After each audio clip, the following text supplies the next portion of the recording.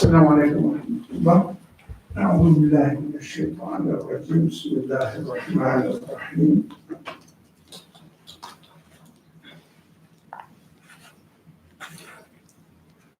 حسبنا الله لا إله إلا هو.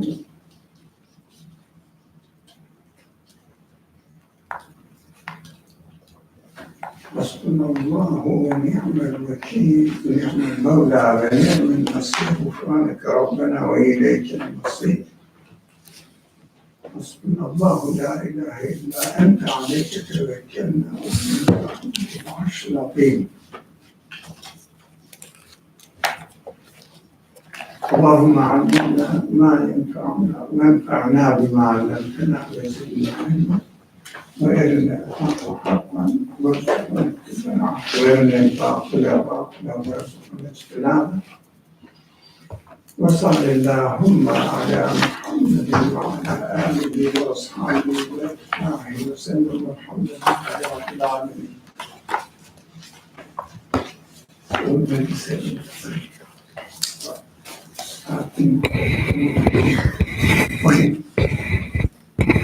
So we are reading from the Seagull of the Light.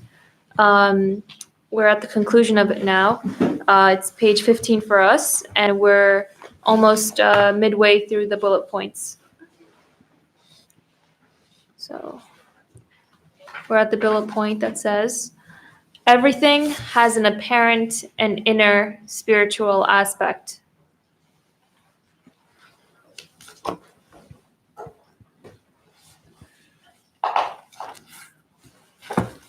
Everything has an inner, apparent and inner spiritual aspect. We should understand what the text says.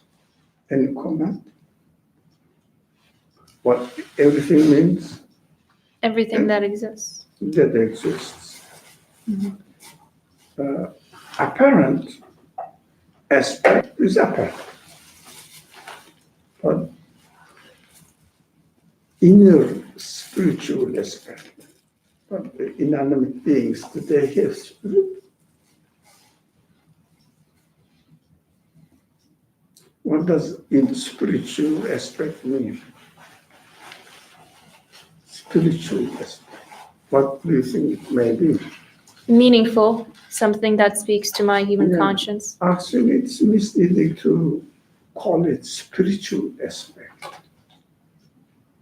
Maybe it is better to call it, apparent and inner aspect. But of course, inner aspect is not. What about angelic aspect, if you call it?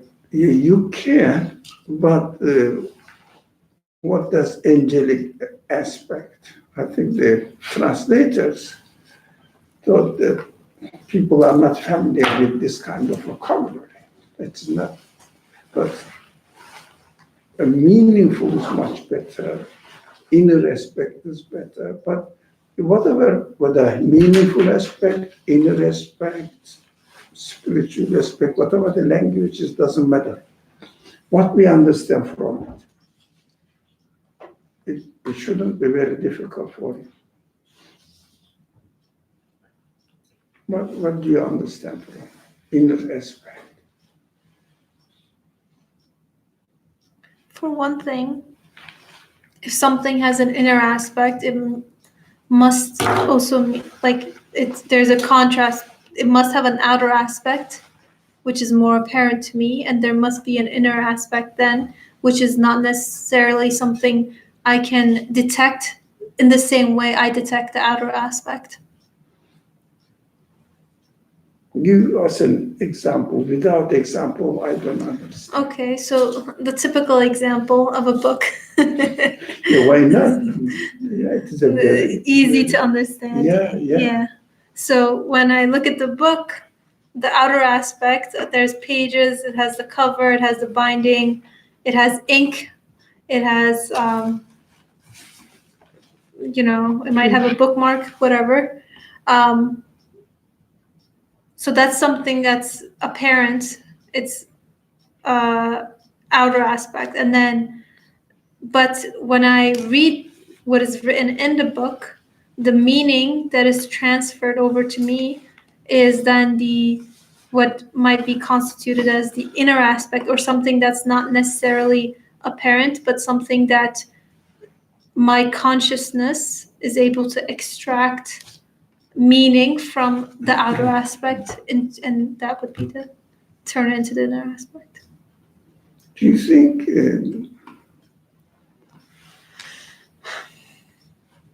inanimate beings have meaning? We associate meaning, trying to understand the meaning to human beings only. But inanimate things, called a stone, do they have meaning? Is there anything written on them?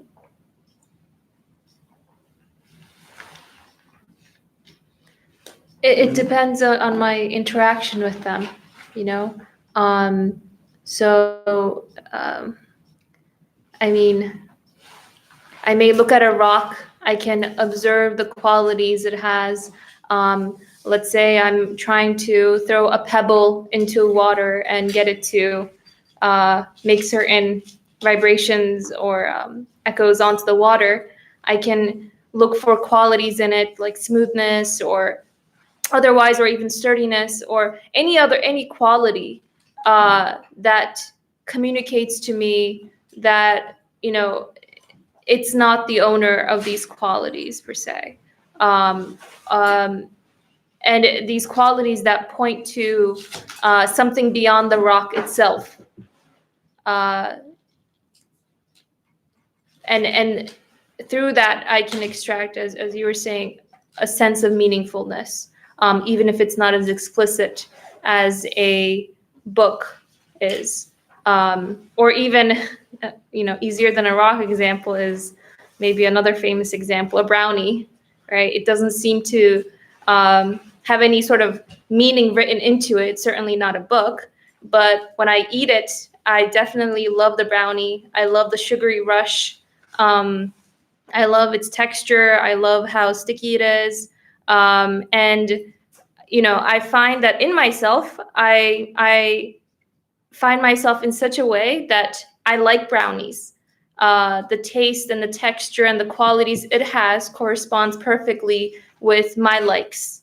And so through that relationship I have with the brownie as I eat it, I can derive a sense of meaningfulness from it, because the brownie itself doesn't know it's giving me this sort of pleasure. It's not self-aware of any of the qualities. In that sense, I can know that the brownie is purposeful, that it has been made in such a way, maybe first at least by a brownie maker who has taken into account my likes and dislikes. They haven't put salt into the brownie because they know that it wouldn't maybe mix with how I'm going to enjoy the brownie. And so if I take into account that this brownie has been made for me, it's like a love letter, because it fulfills the needs I have beyond just, filling up my stomach. I may feel valued by eating the brownie and knowing that someone made it for me, especially.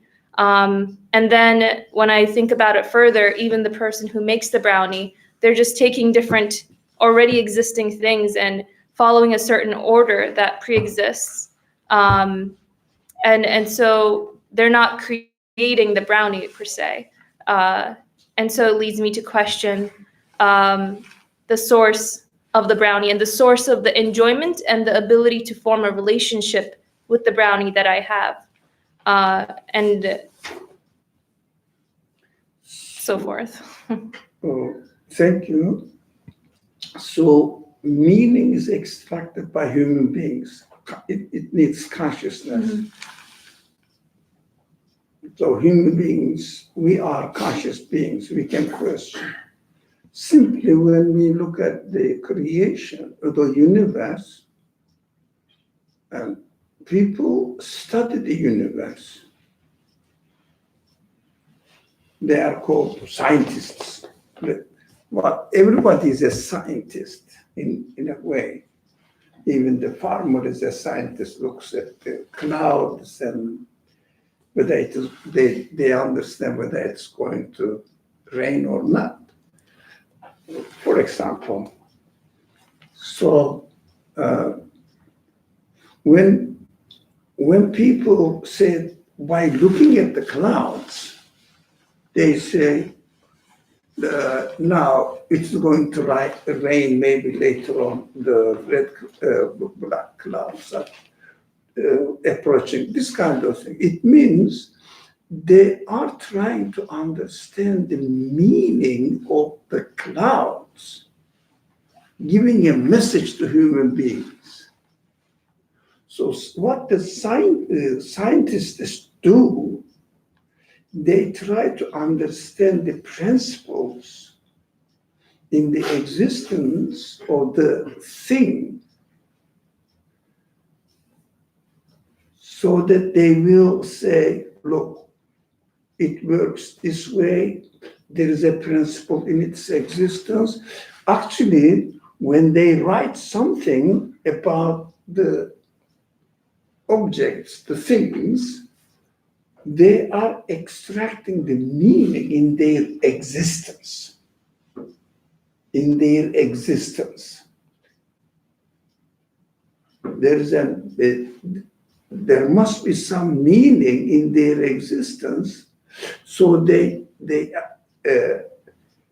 extract it and communicate with them. How do they communicate? Can you communicate with them immaterial thing? Immaterial? Immaterial. For example, Not like like religious, this, yeah. religious activities are like totally immaterial. Or immaterial thing. Material or immaterial? No, not immaterial. So non-physical. No, I'm confusing you. You are right. I'm confusing you. Inanimate beings communicate with the inanimate beings. For example, can you communicate with the table? Can you? How do you communicate with the table? Communicate. Put stuff on it. Cool. Yeah, you can, but you are acting only from your side. But communication needs two sides. Now, the table says you can put the book on me.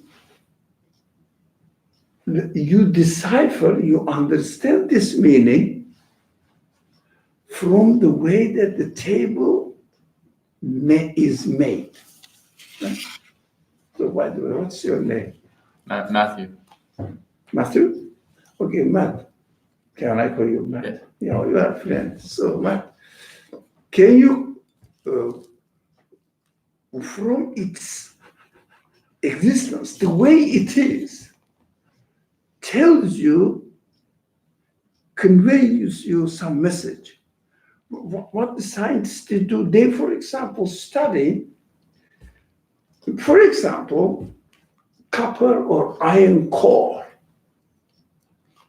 And from the way that iron core exists, it's made in this way, the person, the scientist studied, they say, look, if I burn this core, iron core, and get the unnecessary stuff in it, only get the iron itself,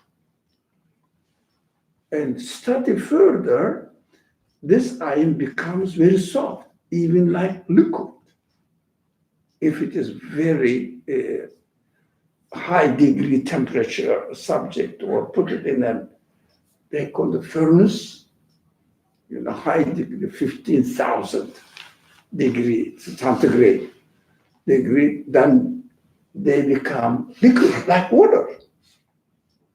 And then as they cool down, they become more and more solid. They found that this news, this message, this meaning from the iron core. So they say, okay, iron says, if you heat me up, I will be very liquid-like, so you can give me any shape you want. Now, iron says, human consciousness understands this message by studying the inner aspect. That's why meaning in the existence of the things. As you said, Buddha's book example is very easy, and the good example, for example, here is the book, okay, like a book, a page from the book. So it is paper, it is ink. But if there is a meaning in its existence as a writing, you can extract the meaning. Although you don't extract the meaning, for example, you have not read the book, but I can ask Matt now, or you, which one of you will answer. Even you don't communicate with the book, do you think the meaning in the written text is still there? Anyone? Or anyone else? Do you think the meaning in the existence of the page still there? But you didn't communicate with it. You didn't communicate with it. I mean, the meaning is there, but if I don't communicate with it, like I don't. When you communicate it, the meaning is transferred to you. That's what the scientists do. The already existing meaning, principles of existence, which is the meaning. For example, I'm not speaking to you, but I look at the brown like this. What does it mean? Yeah, I want that. Can I give it to me? Now, the way I am my behavior, not my behavior, the way my physical appearance has a meaning. That's what we should understand, that scientists discover already existing meaning in matter, whether animate or inanimate, doesn't matter, but already existing meaning. Animate beings, for example, why do you think the people keep cats or as pet dogs? Why do you think? They're awesome. They are? They're awesome. They're good breed. Why? They're very Why? loving. No, you know, for example, they can communicate with the dog much more than the stone in the wall of their house. So, because it is more complicated meaning, sophisticated meaning in the existence of the dog. More sophisticated, so human beings communicate with it. That's why they keep the dog as a pet. Otherwise, there's no point if they cannot communicate with the dog. But for a scientist, even anything, the air molecules, water drops, or I don't know, atoms, they are waiting, they have meaning in their existence, they are waiting to be discovered. It means communicated, as you said. Although you don't read the book, but meaning is still there in a written language. written form of the language. Meaning is still there. But when you learn how to read it and make sense of it, the meaning starts communicating with you. Otherwise, it's still there. I think this is the reality of the existence of the things in the world. In their existence, definitely there is a meaning.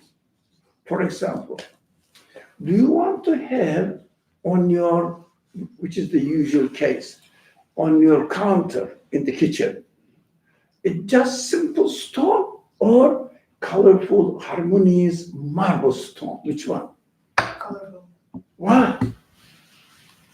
It's just better to look at. It It looks nice. means It's a better experience. The design has meaning, you communicate with it, you like it. For example, if a person is stressed and angry, sits at the table, you sit on the other side of the table, would you like to have a conversation with him? So, he's very angry now. I may really stir him up more so that you keep. But if a person is pleasant looking, happy, and as soon as you come in, he smiles at you, doesn't say anything, look. From the behavior, you get the meaning, you feel more comfortable to communicate and interact with this person. So every being, every thing in the universe has a meaning, but it needs to be discovered. Yeah. If you don't know how to read, book has a meaning. Even you carry the book in front of you, they make a joke. Somebody didn't know how to read, but he took the book upside down and pretended to be reading, for example. So it cannot communicate with it. Although the same book in the hand of a person who knows how to read it will make sense to him. 24, very fast. Unfortunately, it was my mistake. I forgot. I got everything ready, but not the charger. Okay, inner, it said everything has an apparent, as it appeared to be, and an inner meaningful aspect. Let's call it in this way. Meaningful aspect. What does the significance of this meaning? Why do you think everything exists in a meaningful way? Do you make sense of it? Do you deduct something from their existence in a meaningful way, or something that you communicate with? Does it signify anything for you? Did I make my question? Yeah. So can I ask you something? The inner aspect, do you mean like the principles, the meaning? No. For example, this is a table. Let's say it's simple. I don't know the material, but let's say it's made of wood. Simple. So it is wood, but as a table, it tells me something. As Matt said, you can use me as a table to put your things, your books for a student. I think Matt's age is, you are not a carpenter, you are a student. So you think the table is a good place to put my book. As a carpenter, to put the wood and his tool, work on it. It becomes a workbench for the carpenter. Because it has this meaning as well, but I am not a carpenter. I don't know how to read this meaning. And I think there's no meaning in it. So your question was? So the question, as a carpenter, when you see the meaning, it means it's another kind of apparent aspect to me. Doesn't matter. We are talking about it's a table, or it's an object. That's it. But according to the capacity of the person, the meaning discloses itself to the person who knows how to read the meaning. For example, a student reads the meaning of the table as a place where he or she can put the book. But as a carpenter, you can use me as a workbench. So as a person who's looking to cut his ingredients to make food, it uses as a countertop. It depends on which language you know. Accordingly, it discloses its meaning. But my main concern is, okay, what am I going to do with it, with these things that we have taught? What is the significance of it? We say everything has a meaning, okay, and when we know the language, how to decipher the language, for example, I think it's understood. There is no need to go further. When we know the language, we start communicating with it. If we don't communicate with it, it means we don't know the language. This is a reality as far as the existence of the things in the universe is concerned.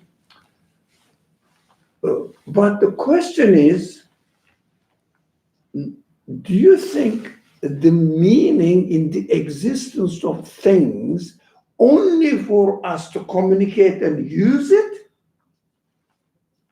or to get other information from it?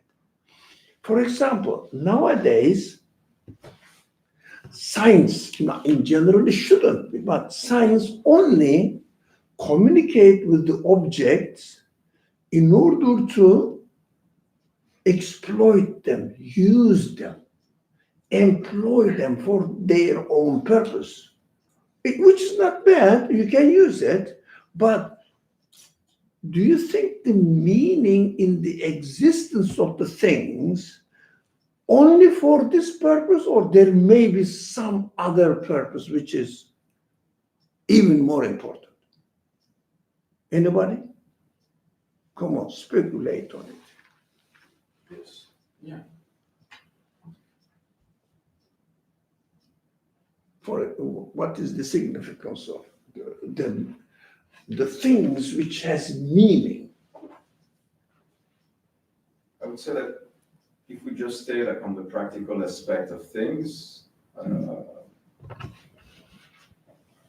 we might find a contradiction in the end, because, Such like as what's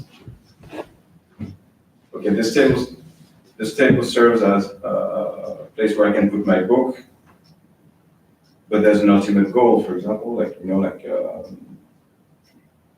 to help me study and go further. I mean, each action must have an ultimate purpose, like a purpose that would be like beyond the first apparent activity. Otherwise, what would be this accumulation of just like using tools and okay, what is beyond? What are you looking for? Now, the battery of the laptop is going to die, but we will upload it, not the, how do you say, video, but audio of it, Yeah. and complete it, inshallah, when it dies. So it's sunnah. So still, what's beyond it? For example, I use the table, let's say as a book, okay? So that's it? Or can I get some more information from its being a table, only a table? Can I get some more information which is also meaningful and maybe more essential? What is that? Looking for the carpenter because table itself. Carpenter? Carpenter of what? Table. It means the maker of the The table. maker, I don't know. Yeah.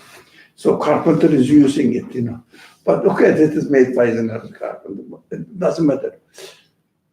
When you study the table, not necessarily you have to go into a scientific study. It's a table, simple. If you come across a meaning, the first thing a person is expected to do, how does this meaning exist? For example, when you look at the book and read the meaning, the first question you ask, yeah, this meaning is, for example, very smart, brilliant, I really loved it. Who wrote it? Who made it meaningful? So, through the existence of the meaning, not the content of the meaning, we have to watch out